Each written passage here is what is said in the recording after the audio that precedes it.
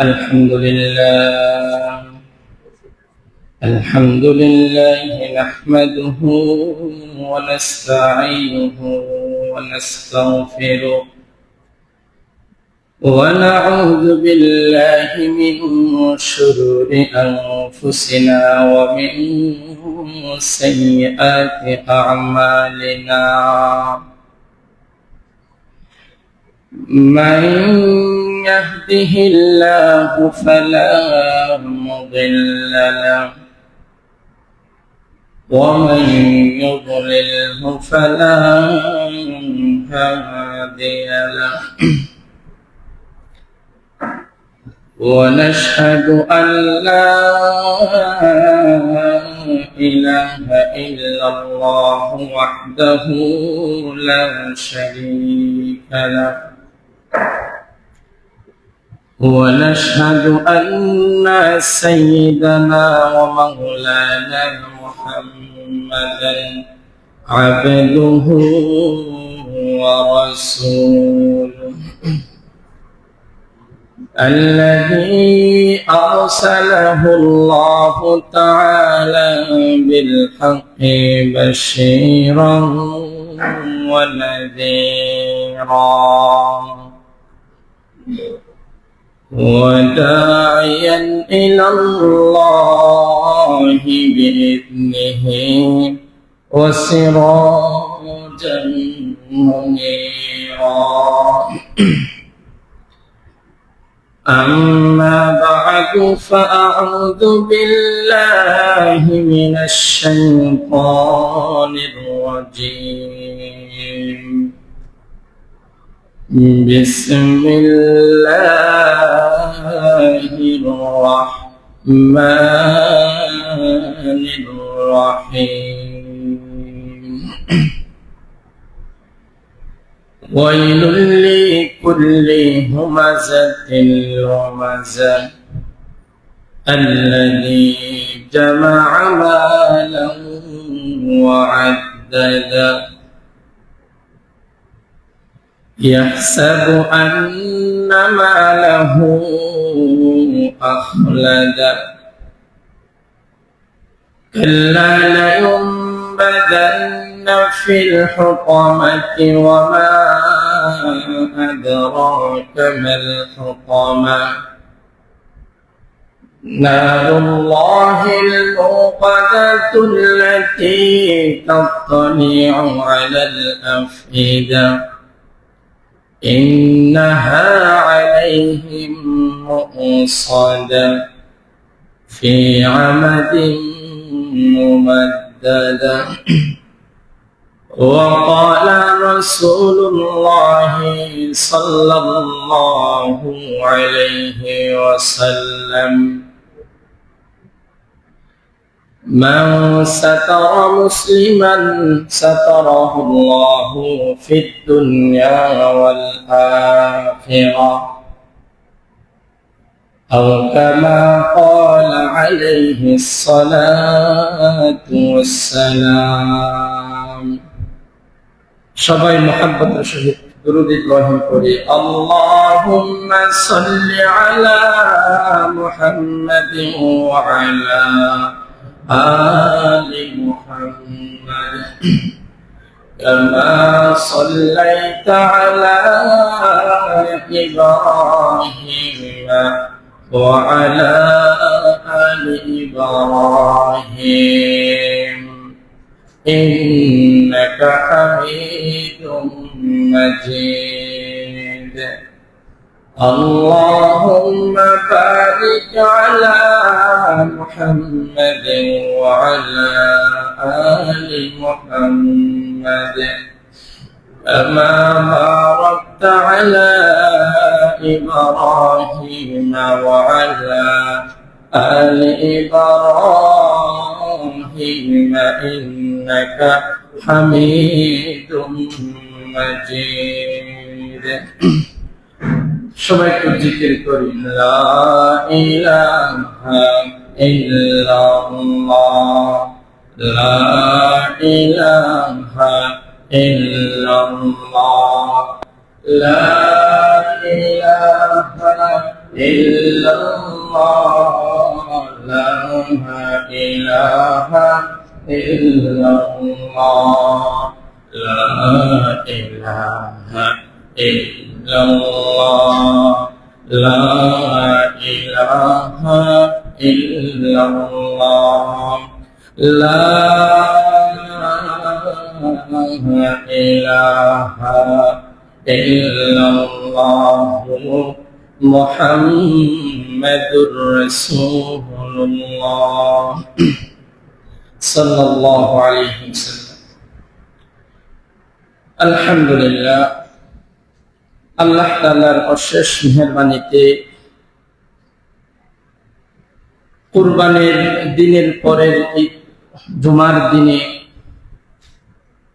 মসজিদে আসার এবং বসার তৌফিক দান করেছেন। সেই মহান রব্বুল আলামিনের দরবারে শুকরিয়া আদায় করি, আলহামদুলিল্লাহ। আল্লাহ তাআলা প্রশংসার পরে সর্বশেষ অশেষ রহমত হযরত মুহাম্মদ মুস্তাফা সাল্লাল্লাহু আলাইহি ওয়াসাল্লামের উপর,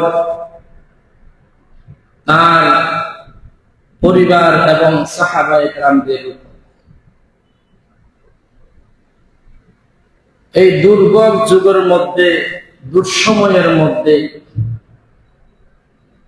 আল্লাহ তাআলা আমাদেরকে যে সুস্থ রেখেছে, এটা আল্লাহ তাআলার কাছে হাজার শুকরিয়া না? এখনো যদি আপনি হাসপাতালে গিয়ে দেখেন, অনেক মানুষ অসুস্থতার কারণে কাতরাচ্ছে, কষ্ট পাচ্ছে, হাসপাতালের বারান্দায় বারান্দায় ঘুরতেছে। এমনও মানুষ পাবেন যারা সুস্থতায় আছে, সময়ও আছে, কিন্তু দুর্ভাগ্য মসজিদে আসার মতো তাদের তৌফিক হয় না, এরকম আছে না? আবার এরকমও মানুষ আছে যারা খুব বিপদে আছে, গাড়ি ঘোড়ার মধ্যে ছড়ে ছড়ে এদিক ওদিক তাদের সমস্যার কারণে যেতে হচ্ছে, জেলখানার মধ্যে বন্দী আছে, এরকমও আছে না? তো আল্লাহ তাআলার কত বড় নিয়ামত, আমাদেরকে সব মুসিবত থেকে আলাদা করে মসজিদে আসার, এবং আরো আছে এসি, কত সুন্দর আরামের সহিত বসে দু চারটি কুরআনী কথা, হাদিসের কথা শোনার মতো তৌফিক দান করেছেন।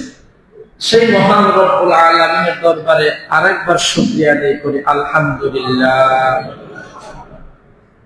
কারণ আল্লাহ তাআলা বলেন, লা ইন শাকারতুম লা আযীদান্নাকুম ওয়া লা ইন কাফারতুম ইন্না আযাবি লাশাদীদ।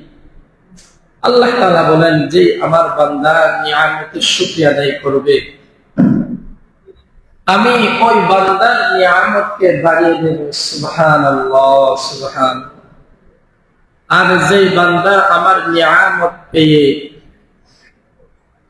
শুকরিয়া আদায় করবে না, ওই বান্দার কাছ থেকে আমি নিয়ামত গুলো ছিনিয়ে নেব। নাউযুবিল্লাহ। শুধু তাই না, কিয়ামতের ময়দানে যাররা যাররা হিসাব নিয়ে, ও বান্দা তোমাকে তো কত নিয়ামত দান করেছি, কত নিয়ামত দান করেছি, কথা বলার মতো তোমাকে বাক শক্তি দিয়েছিলাম, শোনার মতো শ্রবণ শক্তি দিয়েছিলাম, দেখার মতো দৃষ্টি শক্তি দিয়েছিলাম, তুমি এগুলো কোন কাজে ব্যয় করেছ? এইরকম যদি আমাদের কাছ থেকে যদি হিসাব নেই, তাহলে আমরা কি সেই হিসাব দিতে পারবো? সেই হিসাবটুকু দিতে হবে। এবং নাজ ও নিয়ামত যে ভোগ করেছেন, শুকরিয়া আদায় করেন নাই, এটার ফলাফল ইন্না আযাবি লাশাদীদ, কঠিন থেকে কঠিন আযাবে গ্রেফতার করবে, নাউযুবিল্লাহ। সেজন্য আমরা সর্ব অবস্থায় সব সময় আল্লাহ তাআলার নিয়ামতের শুকরিয়া আদায় করব। আজ আপনাদের সামনে চমৎকার একটি কোরআন মাজিদের সূরা, যেটি আমরা অধিকাংশ পারি, 30 নম্বর পারা সূরা, 104 নম্বর সূরা। 30 নম্বর পারায় 100 কয় নাম্বার? 4 নম্বর সূরা। এই সূরার সম্পর্কে কিছু আলোকপাত করার, তাফসীর করার চেষ্টা করব ইনশাআল্লাহ। এই সূরাটি যদি ছোট হলেও তার গভীরতা কিন্তু অনেক বেশি। আমরা তো এমনি স্বাভাবিক নামাজ আদায় করি, কিন্তু এই কোরআনের যে সূরাগুলো আছে, যে নামাজের ছোট ছোট সূরাগুলো আছে, এইগুলোর যদি অর্থ যদি আমরা বুঝে শুনে যদি নামাজ আদায় করি, তাহলে আমাদের নামাজের প্রতি ভালোবাসা বেড়ে যাবে না? তো সেই জন্য আজকে একটি সূরা, যে সূরাটি আপনাদের সামনে আমি পেশ করেছি, সেই সূরাটি শুরু থেকে শেষ পর্যন্ত তর্জমা করার চেষ্টা করব ইনশাআল্লাহ। এই সূরাটি নাজিল হলো মক্কায়। কোথায়? মক্কায়। আমার সাথে সাথে একটু আওয়াজ দিবেন, তাহলে সহজ হবে। অধিকাংশ আলেমগণ বলেন মক্কায়, এবং অনেকে বলে মাদিনা। আমরা ধরে নেব এটা মক্কায় নাজিল হয়েছে। আরো একটি প্রথম যুগে নাজিল হয়েছে। কোন যুগে? যখন রাসূল পাক সাল্লাল্লাহু আলাইহি ওয়াসাল্লাম কালিমার দাওয়াত দিতেছে, প্রথম যুগে মুসলমানের সংখ্যা কিন্তু অল্পই ছিল, কম ছিল সেই সময়। আর এই সূরার নামকরণ করেছে, এই সূরার মধ্যে একটি শব্দ আছে। কি আছে? একটি শব্দ আছে, হুমাজা। আর হুমাজার অর্থ হলো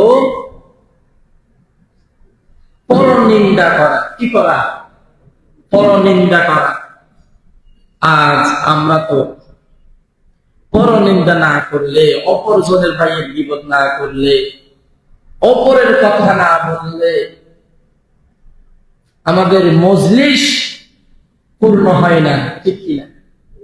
চায়ের দোকানে বসলে যদি চা পান করি, সাথে 2-4 জন থাকে, আমরা যদি অপরের যদি গোপনীয় কথা, ওপেনলি কথা, সে কি করে না করে, তার পরিবারে কি, কয়জন ছেলে মেয়ে কি করে, এই কথাগুলো যদি আমরা না বলি, তাহলে ওই চাটা মনে হয় স্বাদ লাগে না, ঠিক কিনা?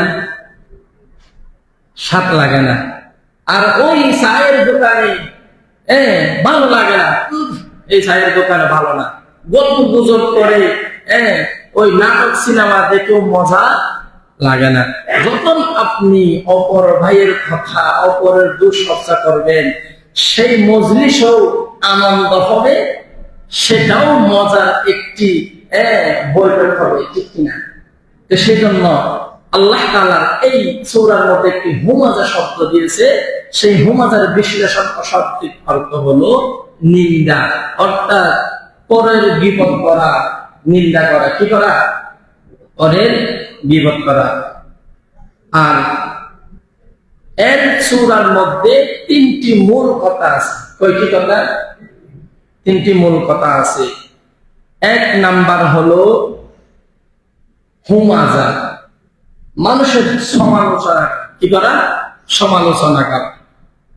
2য় নাম্বার হলো লুমাজা, মানুষকে ইশারা ইঙ্গিতে তাকে হেয় করা, ছোট করা। 3 নাম্বার হলো যাদেরকে আল্লাহ তাআলা সম্পদ দান করেছে। কি করেছে?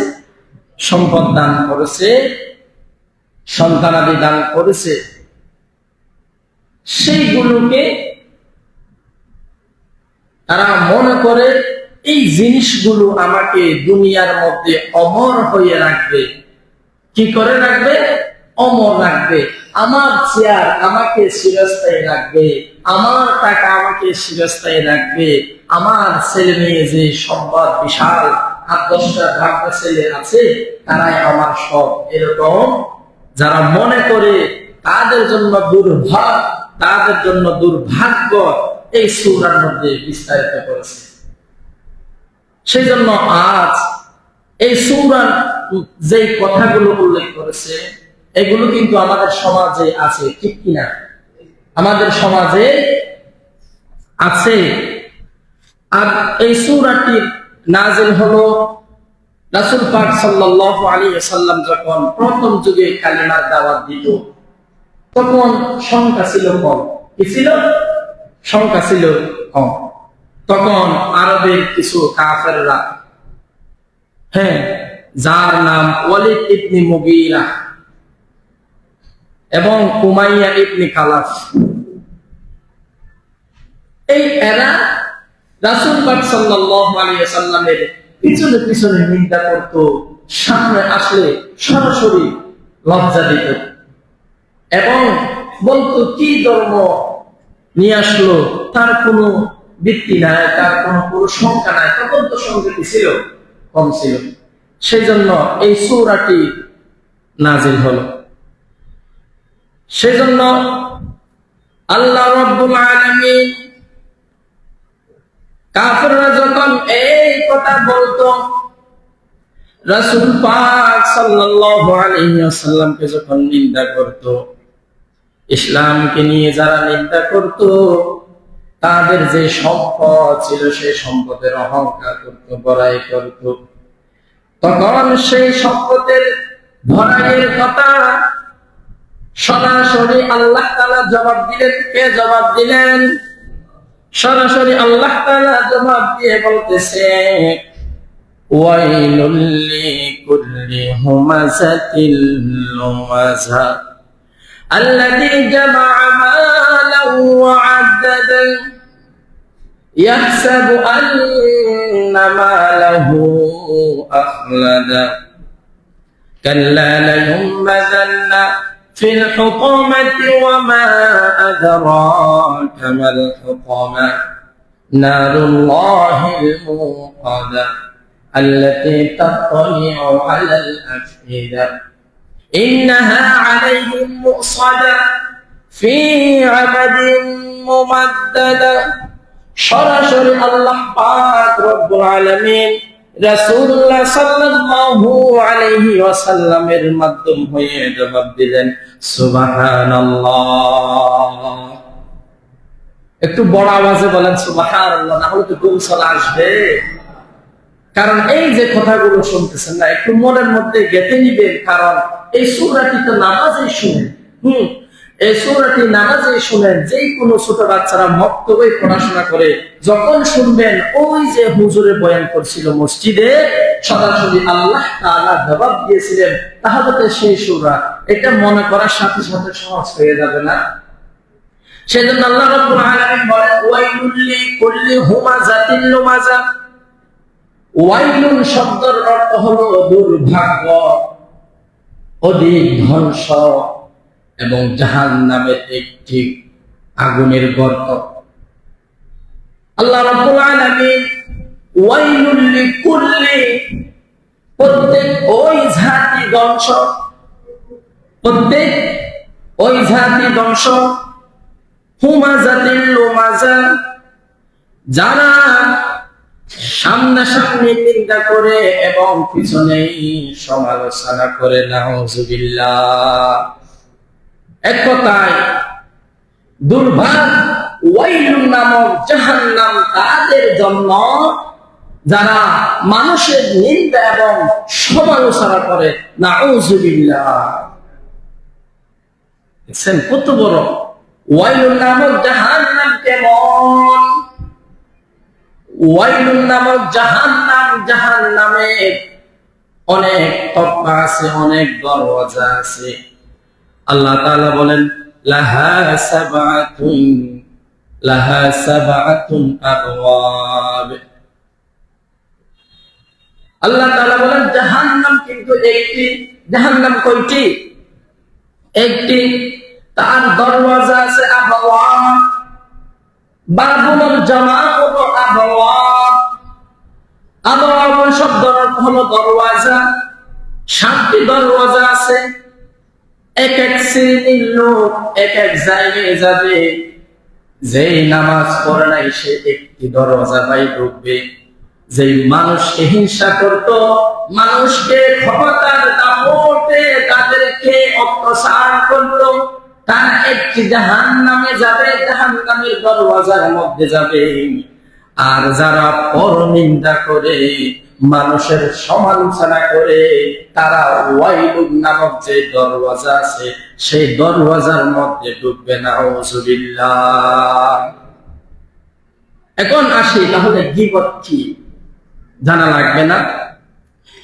রাসূল আকরাম সাল্লাল্লাহু আলাইহি ওয়াসাল্লাম ইরশাদ করেন, গীবত হলো এমন কথা যে অপর ভাইয়ের কথা আপনি আপনার কাছের মানুষকে বললেন, আপনি অপরজনকে বললেন, যেই কথাগুলো ওই ভাইয়ে শুনলে কষ্ট পাবে। অর্থাৎ গীবত হলো এমন কথা যার কথা বলেছেন সেই শুনলে কষ্ট পাবে, সেটা সামনে হোক কিংবা পিছনে হোক, ঠিক কিনা? এখন অনেকেও বলে, আমরা তো স্বাভাবিক বুঝি, সামনাসামনি পিছনে বললে গীবত, সামনাসামনি বললে গীবত না। অনেকে বুক ফুলিয়ে বলে, আরে না, আমি তো যা বলি তা ইনস্ট্যান্ট সামনাসামনি বলি। আল্লাহ তাআলা বলেন লুমাজা, এটাও জাহান্নামের একটি যাওয়ার কারণ, ঠিক কিনা? সামনে হোক কিংবা পিছনে হোক, কাউকে কষ্ট দেওয়ার মতন যদি কথা বলেন তাহলে সেটা গীবত। রাসূল আকরাম সাল্লাল্লাহু আলাইহি ওয়াসাল্লামের কাছ থেকে এক সাহাবী জিজ্ঞাসা করলো, ইয়া রাসূলুল্লাহ, যার কথা আমি বলেছি ওই দুষ্টি তার মধ্যে আছে। তখন রাসূল আকরাম সাল্লাল্লাহু আলাইহি ওয়াসাল্লাম ইরশাদ করেন, এটাই হলো গীবত। আর যদি সেই দুষ্টি ওই ভাইয়ের মধ্যে যদি না থাকে তাহলে তো ডবল গুনাহ। নাউযুবিল্লাহ। বুঝছেন গীবত কত বড় অন্যায়, কিন্তু আমরা গীবতকে সামান্য মনে করি, কিছুই মনে করি না। সেই জন্য রাসূল আকরাম সাল্লাল্লাহু আলাইহি ওয়াসাল্লাম মুসলিম শরীফের হাদিসের মধ্যে বলেন, আল গীবাতু আশাদ্দু মিনাজ জিনা। গীবত হলো এমন মারাত্মক অপরাধ যেটা জিনার চেয়ে বড় গুনাহ। আমরা যদি জিনা করি তাহলে আমরা অনুতপ্ত হই, আমরা যদি খারাপ কাজ করি তাহলে আমাদের মনের মধ্যে একটা ভয় থাকে, ঠিক কিনা?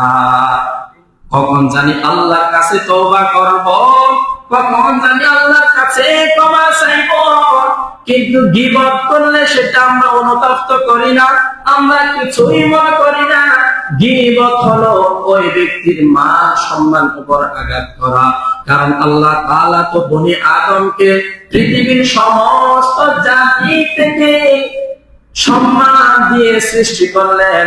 সূরা বানি ইসরাঈল আল্লাহ তাআলা বলেন, ওয়ালাকাদ কাররামনা বানি আদামা ওয়া হামালনাহুম ফিল বাররি ওয়াল বাহরি ওয়া ফাদ্দালনাহুম আলা কাসীরিন মিম্মান খালাকনা তাফদীলা।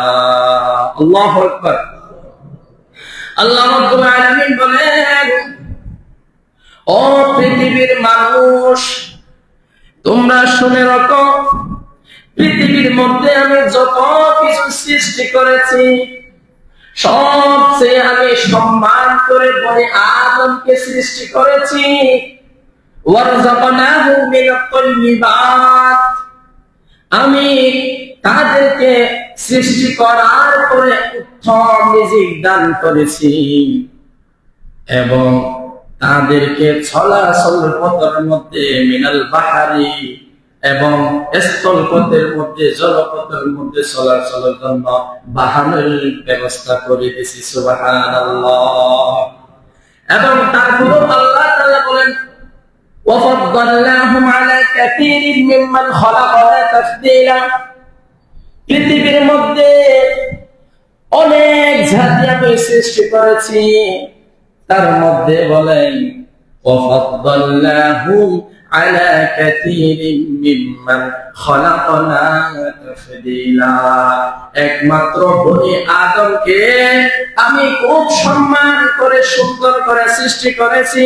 সূরা ৩-এর দ্বিতীয় আয়াতে, চতুর্থ আয়াতে আল্লাহ তাআলা বলেন লাকাদ খালাকনাল ইনসানা ফি আহসানি তাকওয়িম। আল্লাহু আকবার।